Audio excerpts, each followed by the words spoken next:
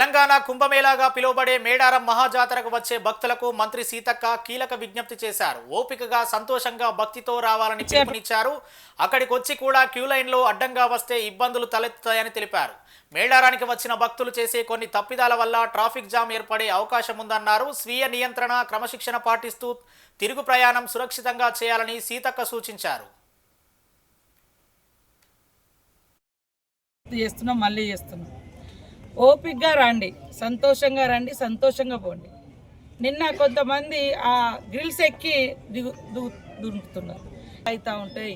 వచ్చేటువంటి భక్తులు అన్నం పుణ్యం తెలియనటువంటి వాళ్ళు వేరే వాళ్ళు చేసే తప్పులకు వాళ్ళు ట్రాఫిక్లో ఇరుక్కునేటువంటి పరిస్థితి వస్తుంది.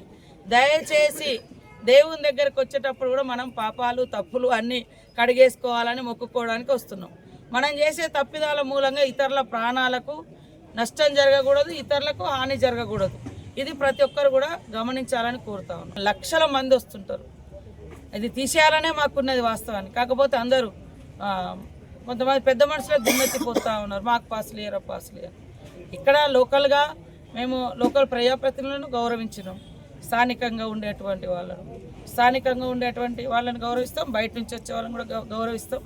కానీ దాన్ని మరి ఇక ఏదో పలారం లెక్క పంచుకోవడం కాదు. కొంచెం వచ్చేటువంటి వాళ్ళు కూడా క్రమశిక్షణ రండి, అందరు సహకరించండి. లక్షల పాసులు మేము కొట్టించగలిగితే భక్తులు ఎక్కడ దర్శనం చేయించుకుంటారు. అందుకని ఫస్ట్ భక్తులకే మనం ప్రయారిటీ ఇవ్వాలని రేపటి నుంచి లోపలంతా బంద్ అవుతుంది. మొత్తం బయట నుంచే క్యూ లైన్ల నుంచే ప్రవేశం ఉంటుంది.